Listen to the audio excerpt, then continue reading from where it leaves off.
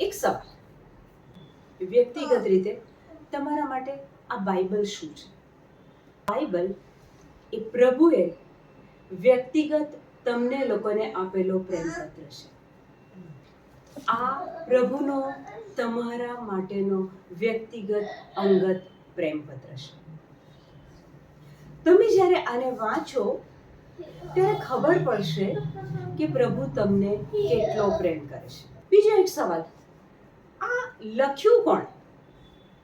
આ બાઇબલ કોણે લખ્યું? પવિત્ર આત્માની પ્રેરણાથી શિષ્યો, સંત પાઉલ આ બધા દ્વારા આ લખાયું છે. ઈશ્વરનું રાજ્ય, બાઇબલમાં ઘણી વાર એવું સાંભળ્યું છે કે પ્રભુ કહે છે કે ઈશ્વરનું રાજ્ય તો આવું છે. ઈશ્વરનું રાજ્ય કયા સિદ્ધાંત ઉપર ચાલે છે એ ખાલી આપણે અત્યારે સમજી લઈએ. માર્ક 4:26. વળી તેમણે કહ્યું, ઈશ્વરનું રાજ્ય તો આવું. કોણે કીધું? ઈસુ ખ્રિસ્ત પોતે બોલે છે. પોતે. આ વાક્ય ઈસુનું છે. હા. ઈસુ સમજાવે છે સમજાવે છે કે વળી ઈશ્વરનું રાજ્ય તો આવું છે. વળી કોઈ માણસ જમીનમાં બી વાવે છે, પછી તો તે રોજ રોજ રાતે ઊંઘે કોઈ છે. માણસ જમીનમાં બી વાવે છે. ઓકે. પછી તો તે રોજ રોજ રાતે ઊંઘે છે. પછી રોજ રાત્રે ઊંઘી જાય છે. જે ખેડૂત બી વાવે, દિવસ દરમિયાન એને બી વાયા હોય, પછી રાત્રે એ ચિંતા નથી કરતો, એ રાત્રે ઊંઘી જાય છે અને દિવસે જાગે છે.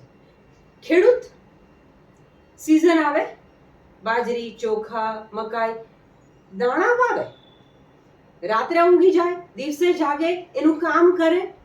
દરમિયાન બી ઉગી નીકળી હા. મોટું થતું જાય છે.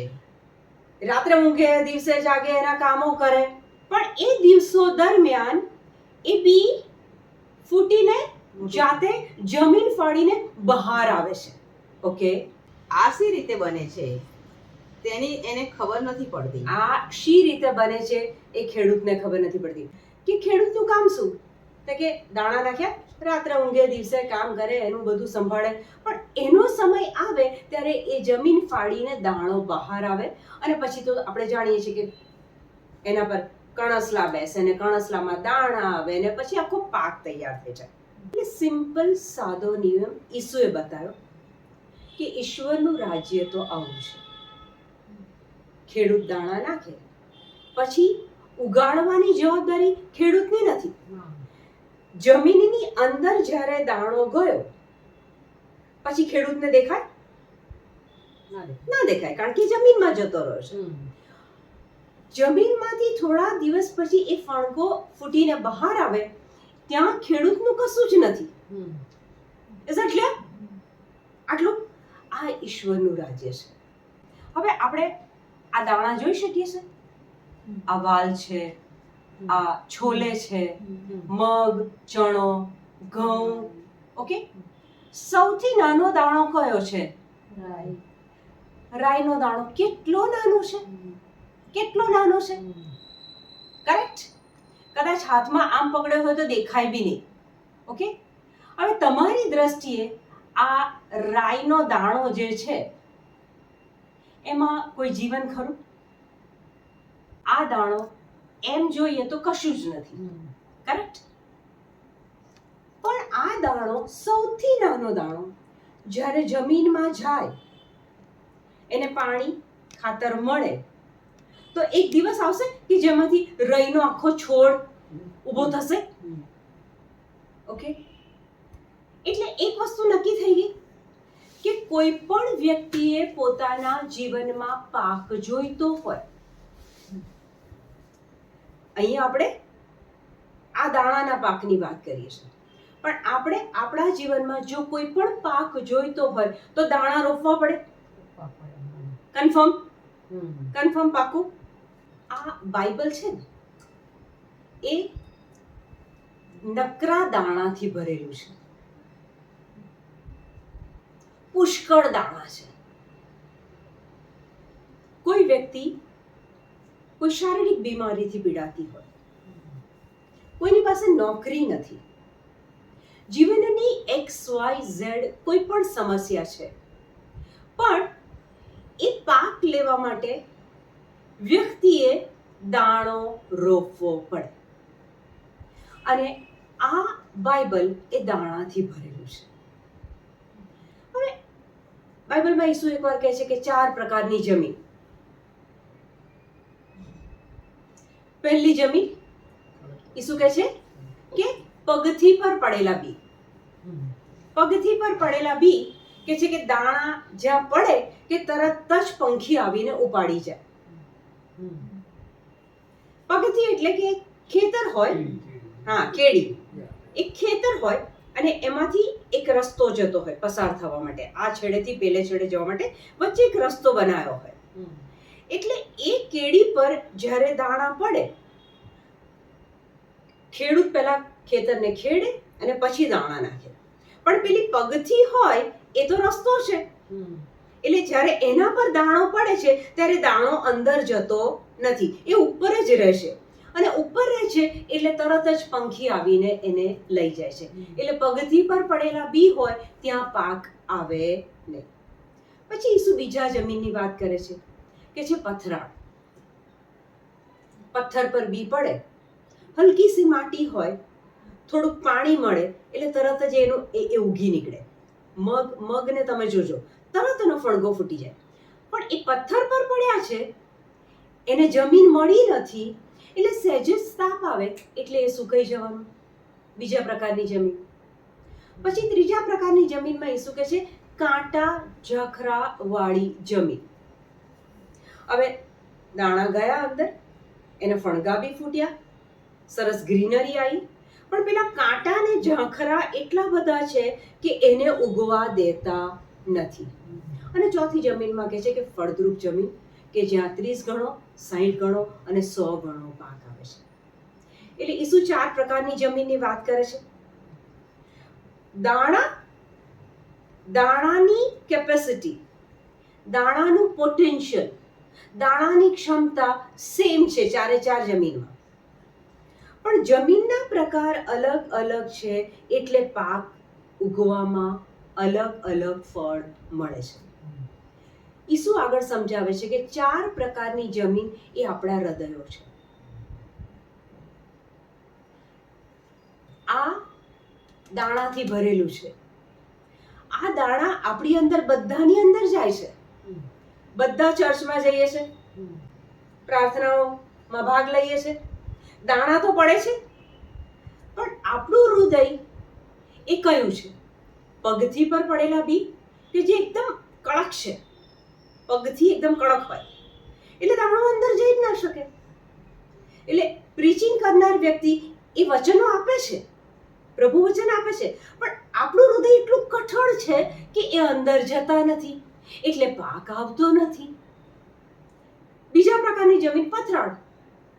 આપણે ઉત્સાહથી એને લઈ તો લઈએ છે, થોડીક વાર રવિવારે બોધ સાંભળ્યો હોય તો સાંજ સુધી એની અસર રહે છે, સોમવારે વળી પાછા એને આવી છે, સંસારમાં પડ્યા, બધું જતું રહ્યું. ત્રીજા પ્રકારની જમીન કહે છે કે કાંટા અને ઝાંખરા. આપણે અત્યાર સુધીમાં પોટા ગયા હોઈશું, ક્યાં ક્યાં નહીં ગયા હોય કે જ્યાં વચનો આપણે લીધા છે, ચોક્કસ લીધા છે. એવું નથી કે આપણે પ્રભુ વચનથી અલગ રહ્યા છીએ. બીજા લેશે, આપણે પણ એ વચનો લીધા છે અને બહુ પ્રેમથી લીધા છે, સ્વીકાર્યા છે એને. પણ ત્રીજા પ્રકારની જમીનમાં ઈસુ કહે છે કાંટા ઝાંખરા વાળી જમીન. એટલે કે કાંટા ઝાંખરા છે એ જમીનમાં ફણગો ફૂટ્યો, પણ એ કાંટા ઝાંખરા એ ગ્રોથને અટકાઈ દે છે. અને કાંટા ઝાંખરા એટલે કે આપણી ચિંતાઓ. આપણે ચિંતાઓ જે કરીએ છીએ એ ચિંતાઓના કારણે એ પેલા ફણગા ફૂટી શકતા નથી, આપણો આધ્યાત્મિક વિકાસ થતો નથી. રાઈટ. અને ચોથા પ્રકારની જમીનમાં તો 30%, 60% અને 100%, કારણ કે ફળદ્રુપ જમીન છે, ત્યાં કોઈ અવરોધ આવતો નથી. બાઇબલમાં એક જગ્યાએ ઈસુ બોલ્યા છે કે જો તમારા રાઈના દાણા જેટલી પણ શ્રદ્ધા હશે ને, પ્રેષિતોએ પ્રભુને કહ્યું, પ્રેષિતોએ ઈસુને કહ્યું, અમારી શ્રદ્ધા વધારો. અમારી શ્રદ્ધા વધારો. ઓકે. હવે પ્રેષિતો, એમના શિષ્યો દિવસ રાત ઈસુ સાથે રહેતા હતા. ઈસુ જ્યાં જાય ત્યાં 12 શિષ્યો એમની સાથે જતા હતા. ઈસુ જેટલા ચમત્કારો કરે એ શિષ્યો જોતા હતા. અને તો બી અહીંયા શું કહે છે? અમારી શ્રદ્ધા વધારો. દિવસ રાત ઈસુને જોતા હતા. આંધળાને દેખતા કરે, બોબડાને બોલતા કરે, લંગડાને ચાલતા કરે, મરેલાને સજીવન કરે. આખો વખત ઈસુ સાથે રહેતા હતા અને તે છતાં શું માંગે છે? શ્રદ્ધા. તો પછી મારે ને તમારે આજે શ્રદ્ધાની જરૂર પડે કે નહીં? એમની સાથે રહેનાર ને જો એ શ્રદ્ધાની કમી લાગતી હતી તો આપણે તો અત્યારે કેવા સમયમાં જીવી રહ્યા છીએ?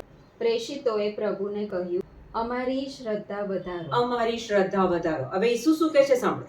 અને પ્રભુએ જવાબ આપ્યો, અને પ્રભુએ જવાબ આપ્યો, તમારામાં રાઈના દાણા જેટલી એ શ્રદ્ધા હશે. તમારામાં રાઈના દાણા. કેન યુ સી કેટલો નાનો દાણો છે? ઈસુ કહે છે તમારામાં રાઈના દાણા જેટલી બી શ્રદ્ધા હશે. આ છોલેના વાલની જરૂર નથી. ઈસુ કહે છે રાઈના દાણા જેટલી પણ શ્રદ્ધા હશે અને તમે આ ઉમરાના ઝાડને કહેશો કે અને તમે આ ઉમરાના ઝાડને કહેશો કે અહીંયાથી ઉખડીને દરિયામાં રોપાઈ જા. અહીંયાથી ઉખડીને દરિયામાં રોપાઈ જા. તો તે તમારું કહ્યું કરશે. તો તે તમારું કહ્યું કરશે. એક ઉમરાનું ઝાડ છે અને આપણી ઈચ્છા છે કે આ ઉખડીને દરિયામાં પડી જાય. પ્રભુ ઈસુ કહે છે કે તમારામાં આ રાઈના દાણા જેટલી શ્રદ્ધા હશે ને તમે જો એને હુકમ કરશો ને તો એ તમારું કહ્યું કરશે. ઓકે, તો સવાલ એ થાય છે કે આ ઉમરાનું ઝાડ એટલે શું? ઉમરાનું ઝાડ કોને કહેવાય? ઉમરાના ઝાડની એક લાક્ષણિકતા એવી હોય છે કે ઉમરાનું ઝાડ તમે જ્યાં બી ઉગાડો, કોઈ પણ જગ્યાએ તમે ઉગાડો, એના મૂળિયા પુષ્કળ ઊંડા જાય અને ચારે બાજુ, ઝાડની ચારે બાજુ દૂર દૂર સુધી એના મૂળિયા વિસ્તરે, એના મૂળિયા વધે. એટલે અહીંયા ઝાડ ઉગાડ્યું છે એની ચારે બાજુ દૂર દૂર સુધી એના મૂળિયા જાય. એટલે હવે માનો કે તમારે એ ઝાડને ઉખાડવું છે. તમારી શારીરિક ક્ષમતાથી તમારે એ ઝાડને ઉખાડવું છે તો એ પોસિબલ નથી, કારણ કે એણે ઊંડી જળ ઘાલી છે. એટલે એને ઉખાડવું પોસિબલ નથી. અને ત્યાં ઈસુ શું કહે છે? તમારે જો ઉમરાના ઝાડને બી ઉખાડવું હોય તો કે રાઈના દાણા જેટલી બી શ્રદ્ધા હશે અને તમે એને હુકમ કરશો ને તો એ તમારું કયું કરશે? ઉખડશે અને દરિયામાં રોપાઈ જશે. તમને ક્યારેય નોકરી દરમિયાન કે નોકરી પછી કોઈના પર ગુસ્સો આવ્યો છે? દુનિયાવી રીતે હું 5 સારા કર્મો કરી કાઢું, પણ ઘરમાં જ હું 24 કલાક ઝઘડું છું. પ્રભુ કહેશે મારે તારા કર્મો નથી જોતા, મેં તને જે કુટુંબમાં મૂકી છે ને ત્યાં શાંતિ રાખ. પ્રવીણભાઈ, તમને તમારી લાઈફ ટાઈમ દરમિયાન તમને ગુસ્સો, મે બી ઓફિસમાં, મે બી ઘરમાં, મે બી ફ્રેન્ડ સર્કલમાં ગુસ્સો આવ્યો છે? બહુ વાર આવ્યો છે. પ્રિય, તને ગુસ્સો આવ્યો છે? ચોક્કસ. આ જે ગુસ્સો છે ને સરોજભાઈ, એ ઉમરાનું ઝાડ છે. આ ગુસ્સાએ એટલી બધી ઊંડી જળ ઘાલી છે ને અને ચારે બાજુ વિસ્તર્યા છે એના મૂળિયા. આપણને એવું લાગે છે કે ગુસ્સો એટલે શું? આ બાબાએ, નાના બાબાએ કંઈ ભૂલ કરી એટલે સાટા દઈને એક લાફો મારી દીધો. કેમ? મને ગુસ્સો આવ્યો, હું મારા કોઈક સંજોગોમાં બિઝી હતી, અકળાયેલી હતી, એટલે સીધો ગુસ્સો મેં પેલા બાળક પર કાઢ્યો.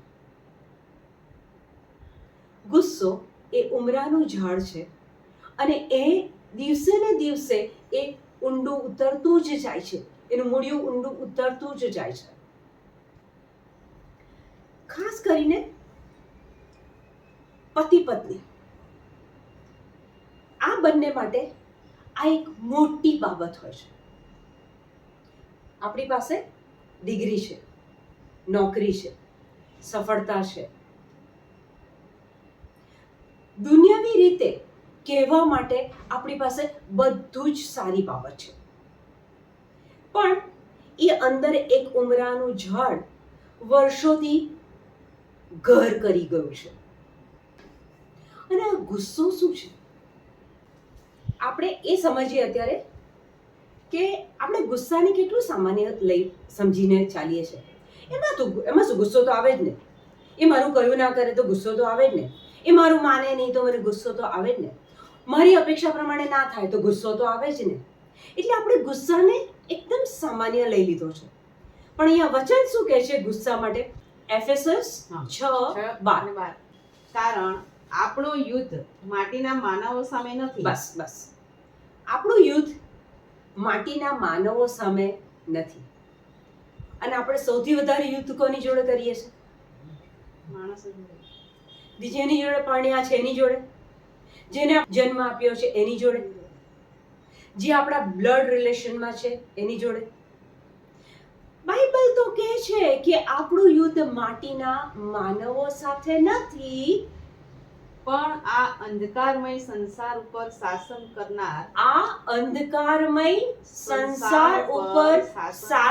કરનાર અધિપતિઓ અને અધિકારીઓ સામે, અંતરિક્ષના અશરીરી દુષ્ટ તત્વો સામે. અશરીરી દુષ્ટ તત્વો, આઈ રિપીટ, અશરીરી દુષ્ટ તત્વો સામે છે. અશરીરી દુષ્ટ તત્વો. ગુસ્સાને કોઈ શરીર છે? ઈર્ષાને કોઈ શરીર છે? આ ગુસ્સો એ અશરીરી દુષ્ટ તત્વ છે. એ શૈતાન છે. સરોજબેને પહેલા જ જવાબ આપી દીધો મને. ગુસ્સો એ સૌથી ખરાબ બાબત છે. આખા બાઇબલમાં ક્યાંય ઈસુ 30 વર્ષ સુધી અંગત જીવન જીવતા હતા અને ત્યાર પછીના 3 વર્ષ એ જાહેર જીવન જીવતા હતા. લોકોની વચ્ચે આવ્યા, શિષ્યો બનાયા, ચમત્કારો કર્યા, પોતાની જાતનું બલિદાન આપ્યું. આ 3 વર્ષ ઈસુ જાહેર જીવન જીવતા હતા. ક્યાંય તમે બાઇબલમાં એવું વાંચ્યું કે ઈસુ ગુસ્સે થઈ ગયા, ઈસુ ગાળ બોલ્યા? ક્યાંય સાંભળ્યું?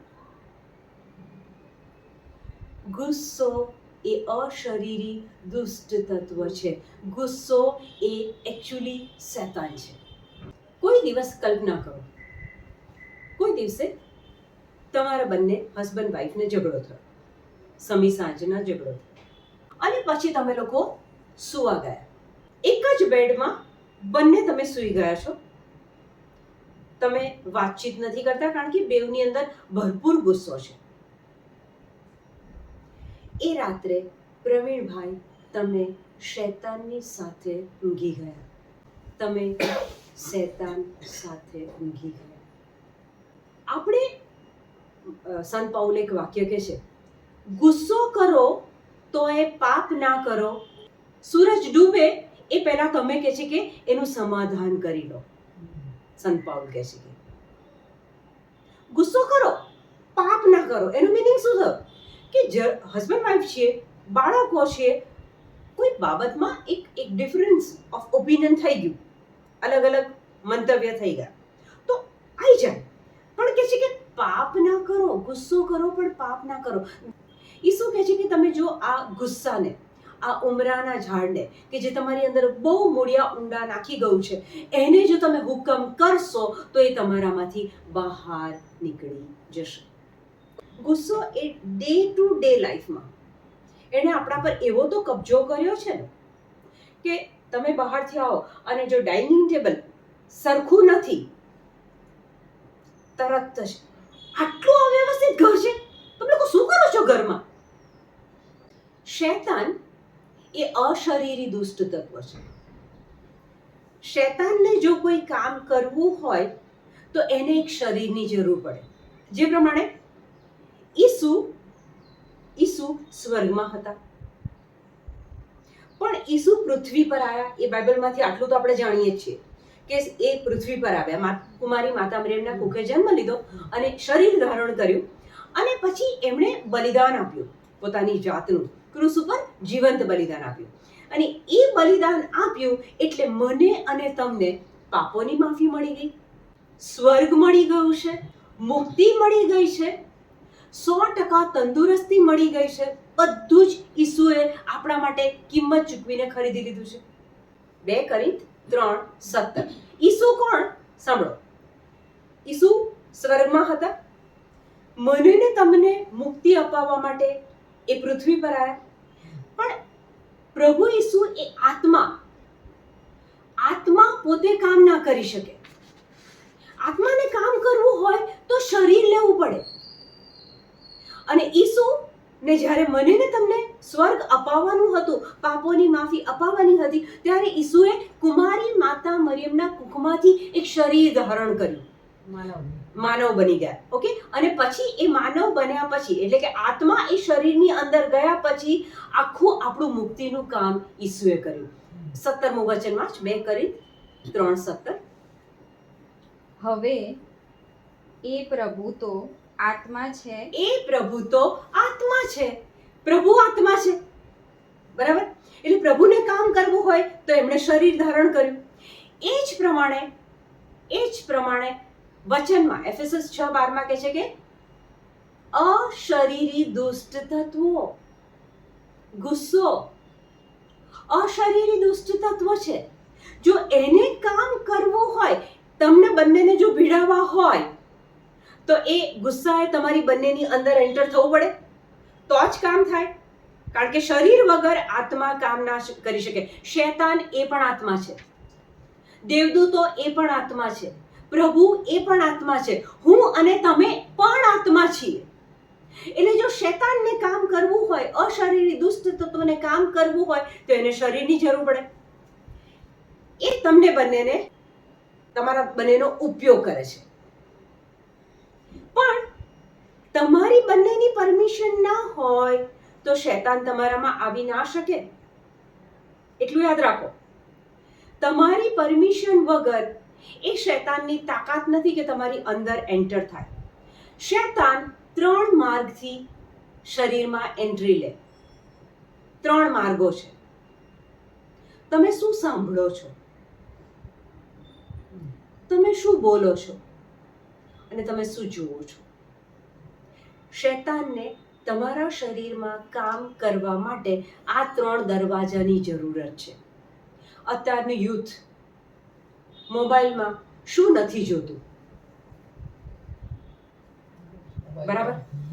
અત્યારનું યુથ પછી બધી જ રીતે ભ્રષ્ટ થઈ જાય છે, એમનું પતન થાય છે, ન કરવાના પાપો થઈ જાય છે, કારણ કે એમણે આંખો દ્વારા શૈતાનને પ્રવેશ આપ્યો છે. કાન દ્વારા તમે શું સાંભળો છો દિવસ દરમિયાન? હંમેશા ટીવીના ન્યૂઝ, અફવાઓ, ડર લાગે એવી વાતો, દુનિયાનો અંત આવવાનો છે, પૂર આવવાનું છે, કોરોનાનો 4થો વેવ આવવાનો છે, 6થો વેવ આવવાનો છે. તમે શું સાંભળો છો? ગુસ્સો. તમે તમારા શબ્દો પર જો કાબુ ના રાખી શકો, એ તમારા શબ્દો દ્વારા આવી ગયો અંદર, અને પછી તો રોજ એનું કદ વધતું જાય છે, એના મૂળિયા ઊંડા થતા જાય છે, એના મૂળિયા મજબૂત થતા જાય છે. પછી નાની નાની બાતમાં આપણી જબાન પરનો કાબુ જતો રહે છે. ન બોલવાનું આપણે બોલીએ છીએ, અને આપણે શું સમજીએ છીએ કે આ સંજોગોમાં તો મારો ગુસ્સો આવવો વાજબી છે. ગુસ્સો એ અશરીરી દુષ્ટ તત્વ છે, શૈતાન છે, તમારી અંદર એણે જળ ઘાલી છે. ઈસુ કહે છે, જો તમે આ ઉમરાના ઝાડને કહેશો કે ઉઠ અને જા જઈને દરિયામાં પડ, તો એ પડશે, ચોક્કસ પડશે. એ તમારી અંગત એક્સરસાઇઝ છે. પોતાના રૂમમાં એકલા જવાનું, પ્રભુ સાથે વાત કરવાની અને કહેવાનું કે ઈસુના નામમાં મારી અંદર રહેલો ગુસ્સો નીકળ અહીંથી અને જા જઈને દરિયામાં પડ. તમે આ ટ્રાય કરીને જોજો. એક રીત છે કે આ બધામાંથી આ રીતે આપણે બહાર આવીએ. બીજી એક બાબત મેં કીધી કે આપણું એ બાઇબલ એ દાણાથી ભરેલું છે, પ્રભુ વચનથી ભરેલું છે, પ્રોમિસીસથી ભરેલું છે. આ બાઇબલ જ્યાં સુધી આપણા કબડમાં છે ત્યાં સુધી શૈતાનને નથી ડર લાગતી. જ્યાં સુધી આ બાઇબલ મારી બગલમાં છે ત્યાં સુધી શૈતાનને ડર નથી લાગતી. આ બાઇબલ રોજ રાત્રે હું મારા માથા પાસે તકિયા પાસે મૂકીને સૂઈ જાઉં છું, શૈતાનને ડર નથી લાગતી. પણ જે દિવસે તમે આ ખોલીને વાંચવાની શરૂઆત કરશો, શૈતાન થથરશે. એને ખબર છે અહીંયા બધો પાવર છે. પાવર બગલમાં હશે, માથા નીચે હશે, કબાટમાં હશે, શૈતાનને કોઈ ચિંતા નથી. પણ જે દિવસથી સરોજબેન આને ખોલીને વાંચવાની શરૂઆત કરશે અને એ બોલવાની શરૂઆત કરશે, ત્યાં શૈતાનનો પાવર ખતમ થઈ જાય છે. અને એ સામા બતાવે છે. બાઇબલમાં વચનો બહુ જ છે, પ્રોમિસીસ બહુ છે. પણ જેમ તમે તમારા શબ્દોનો ઉપયોગ કરીને ગુસ્સો કરો છો, એની જગ્યાએ તમે તમારું મોં ખોલીને જ્યારે આ પ્રભુ વચન બોલવાની આજથી શરૂઆત કરશો, ત્યારે તમે પ્રભુના આત્માને તમારી અંદર આવવાની પરમિશન આપો છો. પ્રભુના આત્માને પણ 3 દરવાજા છે, આંખો, કાન અને મોં. તમે બાઇબલ વાંચો છો આંખોથી, તમે મુખમાંથી પ્રભુ વચન બોલો છો, તમારા કાન દ્વારા ખ્રિસ્તના સંદેશા સાંભળો છો, તમે પવિત્ર આત્માને અંદર આવવા માટે તમે ખુલ્લા દરવાજા મૂક્યા છે. અને એ કેવી રીતના અસર કરે છે? તે જ રીતે મારા મુખમાંથી નીકળતો શબ્દ એમને એમ પાછો મારી પાસે આવતો નથી. પ્રભુ શું કહે છે? એ જ રીતે મારા મુખમાંથી નીકળતો શબ્દ, મારા મુખમાંથી નીકળતી પ્રોમિસ એમને એમ એનું કામ કર્યા વગર મારી પાસે એ પ્રોમિસ પાછી આવતી નથી. એ વચન પ્રભુ પાસે પાછું જતું નથી. એકવાર પ્રભુના મુખમાંથી વચન નીકળ્યું તો એ એનું કામ કર્યા વગર પાછું જતું નથી. મારી ઈચ્છા પાર પાડ્યા વગર અને મેં સોંપેલું કાર્ય સિદ્ધ કર્યા વગર એ મારી- પાછો ફરતો નથી. મારી ઈચ્છા પાર પાડ્યા વગર અને મેં એને સોંપેલું કાર્ય સિદ્ધ કર્યા વગર એ પ્રોમિસ, એ શબ્દ, એ વચન પાછું જતું નથી. જો કોઈ પ્રભુના મુખમાંથી વચન કે પ્રોમિસ નીકળી અને એ પ્રોમિસને દુનિયાની કોઈ વ્યક્તિ એના મુખમાંથી બોલે છે, આ એક સ્પિરિચ્યુઅલ નિયમ શીખવાડું છું. બાઇબલમાંથી કોઈ પ્રોમિસ, કોઈ એક વચન પ્રભુના મુખમાંથી નીકળ્યું છે અને આજે પ્રવીણભાઈ એ એમના મુખમાંથી બોલે છે, તો પ્રભુએ લખાણમાં આપણને આપી દીધું કે મેં જે શબ્દ આપ્યો છે એ એનું કામ કર્યા વગર પાછો મારી પાસે નહીં આવે. સામાન્ય રીતે જીવનમાં કોઈ પ્રશ્ન આવે ને તો લોકો બહુ પ્રાર્થનાઓ કરે છે, પુષ્કળ પ્રાર્થના કરે છે પ્રવીણભાઈ. અલગ અલગ ધાર્મિક સ્થળોની મુલાકાત લે છે, પણ તે છતાં વર્ષો સુધી પરિસ્થિતિ બદલાતી નથી, સિઝન બદલાતી નથી. શું કારણ? જાણવું છે? કારણ જાણવું છે? જાણવું છે? એક એક્ઝામ્પલ આપો. ઇમેજિન કરો, 2 ખેડૂત છે અને બંને ખેડૂતનું ખેતર આજુબાજુ છે. ઓકે, એટલે બંને જણ પોતપોતાના ખેતરમાં એમનો પાક ઉગાડે છે. હવે એક ખેડૂત છે એ બહુ જ પ્રાર્થના કરે છે, દેવળમાં જાય છે અને પ્રાર્થના કરે, પુષ્કળ પ્રાર્થનાઓ કરે છે. અને બીજો જે ખેડૂત છે ને, બિલકુલ પ્રાર્થના નથી કરતો, બિલકુલ પ્રાર્થના કરતો નથી. હવે 4 મહિના સુધી એક ખેડૂત બહુ પ્રાર્થના કરે છે અને 4 મહિના સુધી પેલો બીજો ખેડૂત પ્રાર્થના નથી કરતો. 4 મહિના પછી જ્યારે પાક લેવાનો સમય આવે છે ત્યારે પેલો જે ખેડૂત પ્રાર્થના નથી કરતો ને એનો પાક મબલક ઉગે છે, 100% ઉગે છે. અને પેલો બહુ જ પ્રાર્થના કરે છે એના ખેડૂતમાં પાક જ નથી ઉગતો. પુષ્કળ પ્રાર્થના કરી છે, પાક નથી ઉગતો. પ્રભુને બહુ આજીજી કરી, ઘૂંટણે પડી પડીને આજીજી કરી, રડી રડીને પ્રાર્થના કરી કે પ્રભુ મારો પાક ઉગાડો, પ્રભુ મારો પાક ઉગાડો. પણ ત્યાં પાક જ ના ઉગ્યો. અને આણે પ્રાર્થના નથી કરી, ત્યાં બહુ પાક ઉગ્યો. આવું કેમ થયું? બેવની જમીન સરખી હતી, આજુબાજુમાં જ હતી, બેવની જમીન સરખી હતી.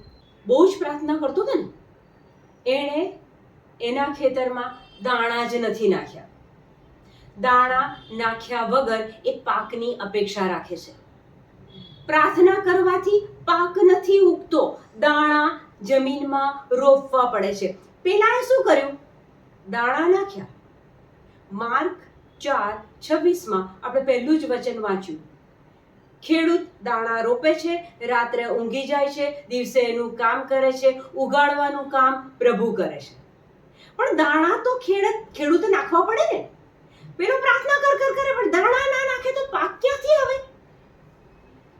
આપણે મોટા ભાગના લોકો જીવનમાં નિષ્ફળ આ જ કારણના લીધે જઈએ છે કે આપણે પ્રભુ વચનના દાણા આપણા હૃદયમાં વાવ્યા નથી. પ્રાર્થનાઓ કરી છે, પણ પેલા જે દાણા, પ્રભુની પ્રોમિસીસ આપણા મુખમાંથી બોલવા જોઈએ. પ્રભુ કહે છે મારા મુખમાંથી નીકળેલું વચન એનું કામ કર્યા વગર પાછું નહીં આવે.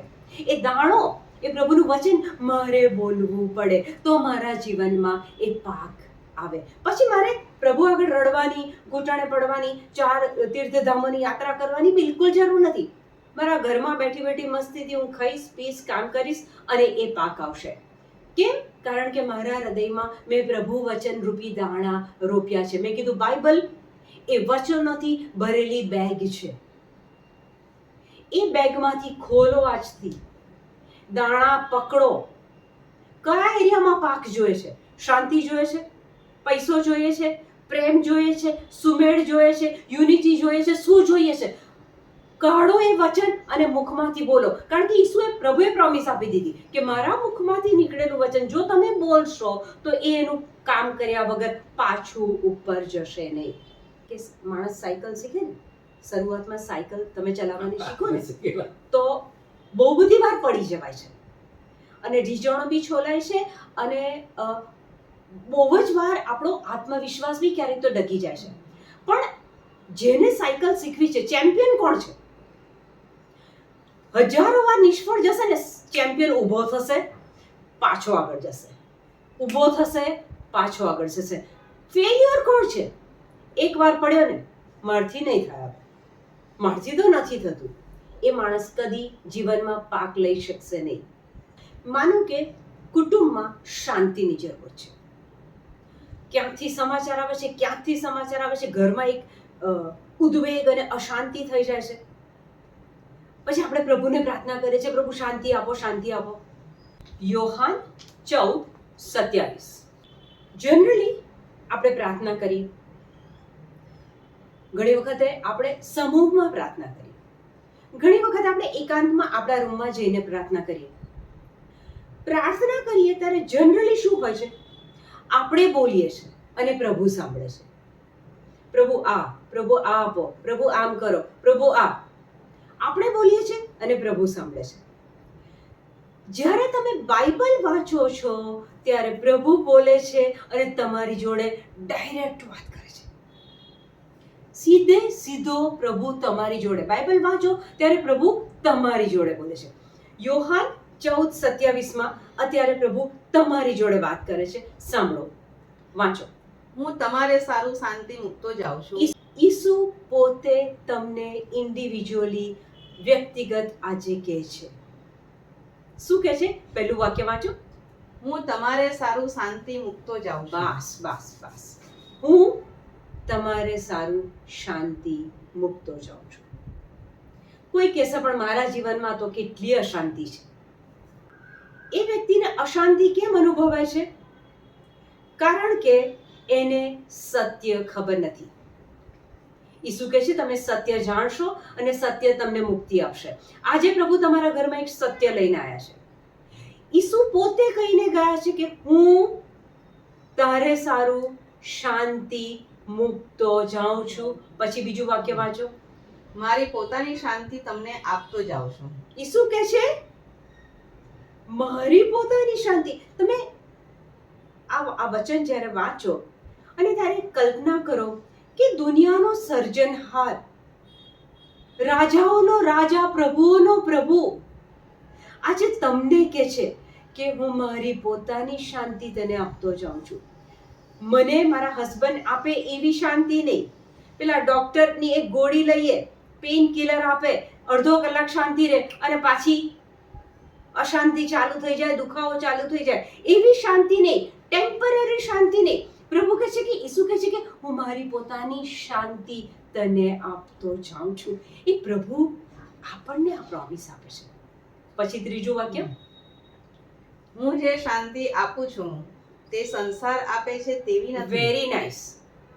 ઈસુ કહે છે પ્રિયલ, હું જે શાંતિ આપું છું તે સંસાર આપે તેવી નથી. ભાઈબંધો, મિત્રો, સગાવાલા, મા બાપ, પતિ, પત્ની, બાળકો, કુટુંબીજનો, પ્રભુ કહે છે કે ઈસુ કહે છે સંસાર આપે તેવી શાંતિ નથી. એટલે એક વસ્તુ નક્કી થઈ ગઈ કે સંસાર જે શાંતિ આપે છે એ શોર્ટ ટાઈમ લિપ સિમ્પથી, ખાલી આપણે ચિંતા ના કરીશું હું છું હું આ. ઈસુ આપણને એક વીઆઈપી કોટામાં આજે મૂકી દીધા. ઈસુ આપણને આજે પ્રોમિસ આપી રહ્યા છે હું જે શાંતિ આપું છું તે સંસાર આપે તેવી નથી. પછી તમારા હૃદયને અસ્વસ્થ થવા દેશો નહીં. Very nice. સંસારમાં રહીએ છે. ઈસુ આગળ એક જગ્યાએ કહે છે સંસારમાં તો ભીંસ વેઠવાની જ છે, પણ ખાતરી રાખજો, ઈસુ કહે છે કે મેં બધા પર વિજય મેળવ્યો છે. મૃત્યુ ઉપર પણ ઈસુએ વિજય મેળવ્યો છે. ઈસુ કહે છે તમારા અંતરને અસ્વસ્થ થવા દેશો નહીં. જીવનના સંજોગો અપ્સ એન્ડ ડાઉન્સ થાય છે. ક્યારેક તો એવું લાગે છે કે આગળ નકરું અંધારું છે અને ત્યારે ઈસુ કહે છે તમારા અંતરને અસ્વસ્થ થવા દેશો નહીં. તેમ હિંમત પણ હારશો નહીં. તેમ હિંમત પણ હારશો નહીં. સંજોગો આપણી વિપરીત જાય છે, ડોક્ટરના રિપોર્ટ્સ આપણી વિપરીત જાય છે. પ્રભુ ઈસુ કહે છે કે હિંમત હારશો નહીં. હવે માનો કે તમે આજે આ એક વચન પકડી લીધું. એક નોટબુક લેવાની, એક પેન લેવાની, આ વચનને આપણે લખવાનું. કેવી રીતના? પ્રભુ ઈસુ હું તમારો આભાર માનું છું, તમે મને પ્રોમિસ આપી છે કે હું મારી શાંતિ તને આપતો જાઉં છું, મારી પોતાની શાંતિ તને આપતો જાઉં છું. હું જે શાંતિ આપું છું તે સંસાર આપે તેવી નથી. તારા અંતરને અસ્વસ્થ થવા દઈશ નહીં, તેમજ હિંમત પણ હારીશ નહીં. ઈસુ તમે મને આ શાંતિ આપી છે માટે હું તમારો આભાર માનું છું. આટલું તમે વચન લખવાનું અને પછી આ બોલવાનું. જ્યારે તમે આ વચન બોલ્યા ત્યારે આ વચન આ રાઈના દાણા જેટલું છે. રાઈના દાણા જેટલું આ વચન છે. પણ આ વચનને તમે બોલશો એટલે એ તમારા હૃદયમાં તમે વાવ્યું. 1 વાર બોલશો, 5 વાર બોલશો, 10 વાર બોલશો, જેટલું બોલશો એટલું એ વધારે ઊંડું જાય છે, મક્કમ બનતું જાય છે. માર્ક 4:26 તમે તો દાણો વાળી દીધો, પછી રાત્રે ઊંઘી જવાનું, દિવસે કામ કરવાનું. એનો પાક મબલક આવશે. એ શાંતિનો તમે અનુભવ કરશો. તમારા કુટુંબમાં, તમારા જીવનમાં, બધી જ જગ્યાએ એ શાંતિ તમે અનુભવશો. કેમ? કારણ કે યશાયા 55 પ્રભુ કહે છે મારા મુખમાંથી નીકળેલું વચન એનું કામ કર્યા વગર પાછું જતું નથી. જો શાંતિનું વચન તમે બોલ્યા અને ધીરજ રાખી, પેલો ખેડૂત 4 મહિના ધીરજ રાખે છે મબલક પાક લેવા માટે. તમે બોલ બોલ બોલ કરશો રોજ તો તમારા જીવનમાં શાંતિનો મબલક પાક આવશે. શું જોઈએ છે? સમૃદ્ધિ જોઈએ છે? સમૃદ્ધિનું વચન બોલો. જે જોઈએ છે એ તમારા મુખે બોલો અને મબલક પાક લણો. પેલા બે ખેડૂતની જેમ દાણા નથી વાવવા અને પ્રભુને પ્રાર્થના કરવી છે. દાણા તો વાય, પ્રભુના વચનના દાણા તારા હૃદયમાં વાય, અને પછી જો કેવો મબલક પાક આવે છે. ઓકે, પ્રભુનો આભાર કે આજે એક આધ્યાત્મિક સિદ્ધાંત પ્રભુએ આપણને સમજાયો. Right? Thank you Jesus, praise you Jesus.